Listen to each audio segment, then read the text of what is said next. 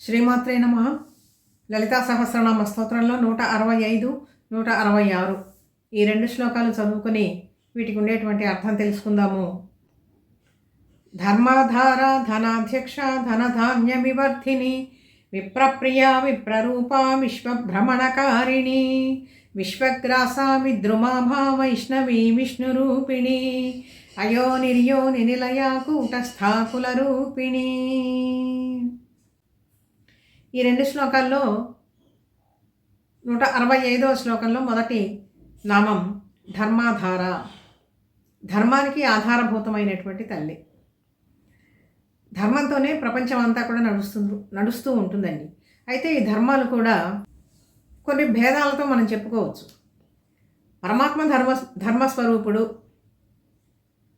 ఇది సత్యమైనటువంటి విషయం. కానీ అందరికీ అన్ని ధర్మాలు ఒకే రకంగా ఉంటాయా? దేశకాల మాన పరిస్థితులను బట్టి కొన్ని ధర్మాలు మారుతూ ఉంటాయి. ఇప్పుడు విశ్వంలో ఉండేటువంటి ధర్మాలు ఎప్పుడూ మారవు. సూర్యుడు ఎప్పుడు తూర్పునే ఉదయిస్తూ ఉంటాడు, చంద్రుడు రాత్రి వేళే ఉదయిస్తూ ఉంటాడు. భూమి ఇతర గ్రహాలన్నీ కూడా ఎంత వేగంతో పరిభ్రమించాలో అంత వేగంతోనే పరిభ్రమిస్తూ ఉంటాయి. మిగిలినటువంటి ప్రాణులన్నీ కూడా ఎటువంటి ఆహారం తీసుకోవాలో అటువంటి ఆహారమే తీసుకుంటూ ఉంటాయి. జంతువులు, పశువులు, పక్షులు మొదలైనటువంటివన్నీ కూడా అవి ఎప్పుడు కూడా వాటి ధర్మాన్ని అతిక్రమించవు. ఈ దేశ ధర్మాలు మారచ్చు, కాలధర్మాలు మారచ్చు. ఏ విధంగా ఇది మనం చెప్పవచ్చు అంటే, మన దేశంలోనే మన ప్రాంతంలోనే చూసుకోండి. ఇప్పుడు ఇతర దేశాల్లో ఉండేటట్లుగా మనం ఉన్నాం. మన భారతీయ సనాతన సంప్రదాయం ప్రకారం మన గ్రంథాలు వేద ప్రామాణికమైనటువంటివి కాబట్టి వాటిట్లో ఏ ధర్మం అయితే చెప్పబడిందో దానికి అనుగుణంగానే మనమంతా కూడా నడుచుకుంటూ ఉండాలి, నడుచుకుంటూ ఉంటాం కూడా సాధ్యమైనంత మేర. ఒక కుటుంబం ఉన్నది అంటే ఆ కుటుంబానికి ధర్మం ఉంటుంది. కుటుంబంలో యజమాని ఉంటాడు కదా, ఆయనకు ధర్మం ఉంటుంది, భార్యకు ధర్మం ఉంటుంది. ఇట్లాంటివన్నీ కూడా మారవు. కానీ కొన్ని కాలాలను బట్టి, ఇప్పుడు ఉదాహరణకి సాంఘిక ధర్మాలు ఉంటాయండి. కొన్ని సంఘాన్ని బట్టి ఏర్పడుతూ ఉండేటువంటి ధర్మాలు, ఒక్కొక్క సంఘంలో ఒక్కొక్క రకంగా కొన్ని మార్పులు జరుగుతూ ఉంటాయి కాలానికి అనుగుణంగా.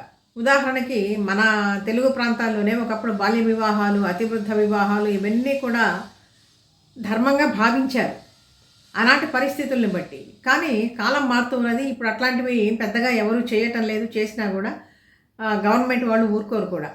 కాబట్టి ఇటువంటి ధర్మాలన్నీ కూడా ఒకప్పుడు ఉండేవి, ఒకప్పుడు మారిపోయినాయి.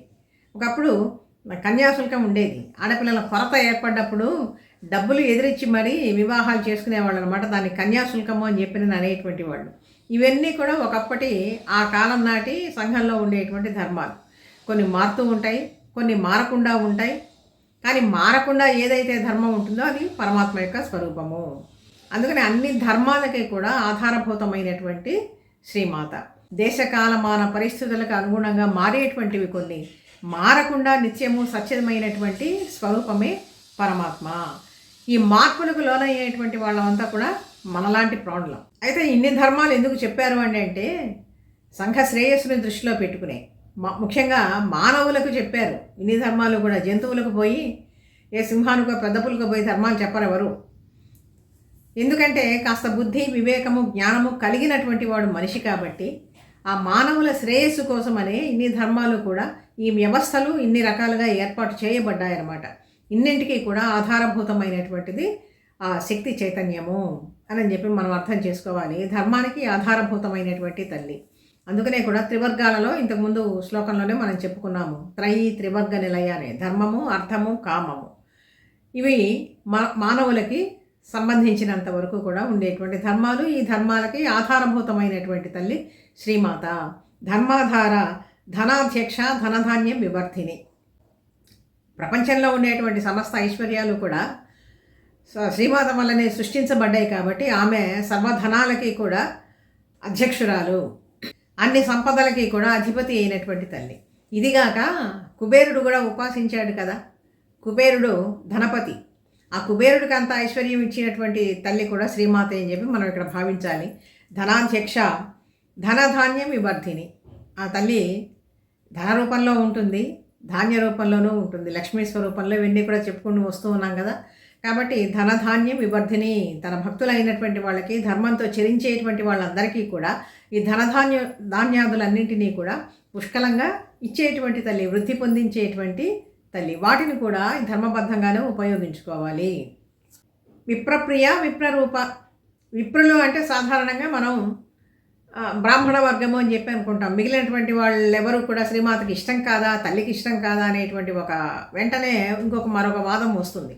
ఇక్కడ విప్రులు అంటే ఇంకొక అర్థం ఏం చెప్పుకోవచ్చు అంటే చాలా శ్రేష్టమైనటువంటి, విశేషమైనటువంటి ప్రజ్ఞ కలిగినటువంటి వాళ్ళు.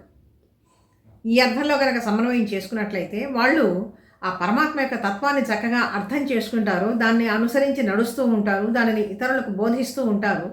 ప్రజ్ఞా విశేషం ఎవరిలో ఏది ఉన్నా కూడా అది శ్రీమాత యొక్క స్వరూపమే. ఇప్పుడు భగవద్గీతలో విభూతి యోగంలో చెప్పిందంతా కూడా పరమాత్మ అదే కదా. నా విభూతులు అనేకాలుగా విస్తరించి ఉన్నాయి చూడు అని చెప్పి అర్జునుడికి బోధిస్తాడనమాట. ఆ విధంగా ఈమె విప్రప్రియ విప్రరూప, ఆ రూపంలో ఉండేటువంటి, జ్ఞాన రూపంలో ఉండేటువంటి తల్లి కూడా. విప్రప్రియ విప్రరూప విశ్వభ్రమణకారిణి, విశ్వాన్ని భ్రమింపచేస్తూ తిప్పుతూ ఉండేటువంటి తల్లి. ప్రతిదీ కూడా తిరుగుతూనే ఉంటుంది కదా, తిరగకుండా ఏది అట్లా స్థిరంగా ఉండదు. ఎన్ని గ్రహాలు తీసుకున్నా కూడా ఇవన్నీ కూడా వాటి నియమానుసారము భ్రమిస్తూనే ఉంటాయి.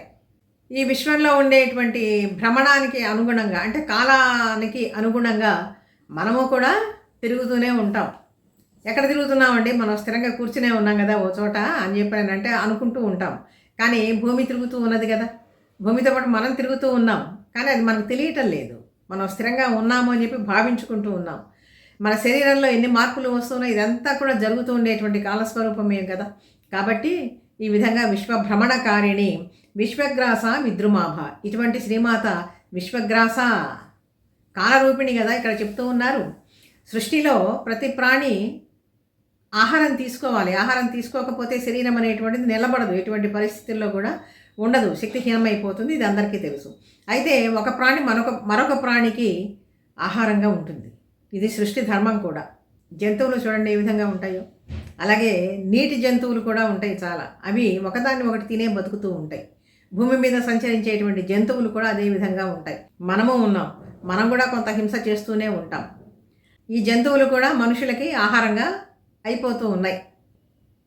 ఈ రకంగా ఒక ప్రాణి మరొక ప్రాణికి ఆహారంగా ఉంటూ ఉంటే లయకారిణిగా ప్రళయకాలంలో, మహాప్రళయకాలంలో అన్నిటినీ ఆరగించేటువంటి తత్వం శ్రీమాతది. అందుకని విశ్వాన్ని మొత్తాన్ని కూడా గ్రసించేటువంటిది, ఆహారంగా స్వీకరించేటువంటిది, తనలోకి లయం చేసుకునేటువంటి తల్లి శ్రీమాత. విశ్వగ్రాస, ఇటువంటి తల్లి ఏ విధంగా ఉంటుంది? విద్రుమాభ, విద్రుమము అంటే పగడము. అది కూడా పగడాల్లో ఉండేటువంటి రకాలు కూడా అక్కడ మనం వేరొక శ్లోకంలో చెప్పుకున్నాం. క్రిందటి శ్లోకాల్లో సింహళంలో దొరికేటువంటి పగడం చాలా శ్రేష్టమైనటువంటిది అని చెప్పి చెప్పుకున్నాము. ఇదిగాక శ్రీమాత యొక్క తత్వమే అరుణకాంతితో ప్రకాశిస్తూ ఉంటుంది, ఎర్రని వర్ణం. వైష్ణవి విష్ణురూపిణి, ఇటువంటి తల్లి వైష్ణవి విష్ణురూపిణి. అసలు ఇంకా ఆలోచించాల్సినటువంటి పని ఏమిటండి? విష్ణువు వేరు, లలితాదేవి వేరు, కృష్ణుడు వేరు, రాముడు వేరు, ఇవన్నీ ఇట్లా భావించవచ్చా? స్పష్టంగా ఇక్కడ చెప్తున్నారు. అంతకుముందు శ్లోకాల్లో కూడా ముకుంద ముక్తి నిలయ అని చెప్పి చెప్పుకున్నాం. ఇక్కడ స్పష్టంగా వైష్ణవి విష్ణు రూపిణి, విష్ణు స్వరూపురాలే ఈమె. విష్ణుని యొక్క శక్తి వైష్ణవి, బ్రహ్మ యొక్క శక్తి బ్రాహ్మి, మహేశ్వరుని యొక్క శక్తి మాహేశ్వరి. ఇవన్నీ కూడా ఒకటే తత్వాన్ని తెలియచేస్తూ ఉండేటువంటి నామాలు. వైష్ణవి విష్ణు రూపిణి, అయోనిహి యోని నిలయ అంటే అయోనిహి అంటే యోని అంటే ఇక్కడ ఏంటి? కారణము అని, జన్మస్థానము అని చెప్పి. ప్రతి ప్రాణి కూడా జన్మించడానికి ఒక కారణం ఉంటుంది. ఏమిటి ఆ కారణము? ఆ పూర్వ కర్మలు. ఏ తల్లి గర్భంలో ఏ శిశువు ఎప్పుడు ఎందుకు జన్మించాలో మన ఇచ్ఛానుసారం ఇది జరగదు. మనం అనుకున్నట్లుగా ఎక్కడైనా జరుగుతుందండి? జరగదు. సృష్టిలో ఎప్పుడు కూడా జరగదు. అందుకని ఇన్ని ప్రాణులని కూడా జన్మించడానికి కారణభూతమైనటువంటి తల్లి అయోనిహి యోని నిలయ. కానీ ఆమెకు మాత్రం ఎటువంటి కారణము లేదు.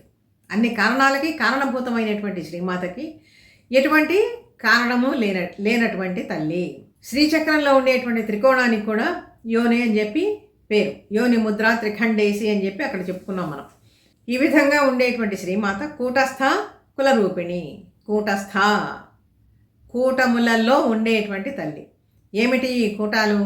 పంచదశి మంత్రంలోనే 3 కూటాలు చెప్పుకున్నాము. వాగ్భవ కూటము, కామరాజ కూటము, శక్తి కూటము అని చెప్పినది. ఈ 3 కూటాల్లో ఉండేటువంటి తల్లి ఇంతేకాకుండా మేరు పర్వతంలో ఉండేటువంటి మధ్య భాగంలో ఉండేటువంటి తల్లి కూడా ఇక్కడ కూటస్థ అని చెప్పి పేరు. కూటస్థో విజితేంద్రియ అని కూడా మనకి చాలా ప్రసిద్ధమైనటువంటి నామాలు ఉన్నాయి. కూటస్థుడు పరమాత్మ, అందుకని ఇక్కడ తల్లి కూడా కూటస్థ అనేటువంటి నామంతో కీర్తించబడుతూ ఉన్నది. ఇటువంటి శ్రీమాత కులరూపిణి. కులము అంటే ఇక్కడ సమూహము. ఏమిటి ఈ సమూహము? ఇంతవరకు మనం చాలాసార్లు చెప్పుకున్నటువంటి షట్చక్రాలకన్నిటికీ కూడా కులము అని చెప్పి పేరు. వీటి ద్వారా ప్రవహించేటువంటి శక్తి చైతన్యం కుండలిని స్వరూపంలో ఉంటుంది కదా. మధ్యలో సుషుమ్న నాడి ఉంటుంది, కుడివైపు పింగళా నాడి అంటే సూర్యనాడి, ఎడమ వైపేమో ఇడా నాడి, ఇది చంద్రనాడి.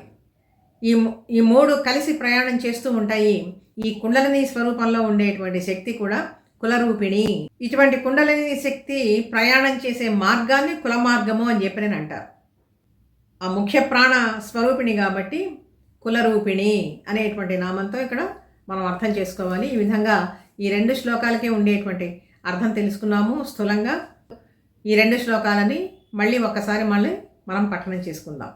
ధర్మాధార ధనాధ్యక్ష ధనధాన్య వివర్ధిని విప్రప్రియ విప్రరూప విశ్వభ్రమణకారిణి విశ్వగ్రాస విద్రుమాభా వైష్ణవి విష్ణురూపిణి అయో నిర్యోని నిలయ కూటస్థ కులరూపిణి.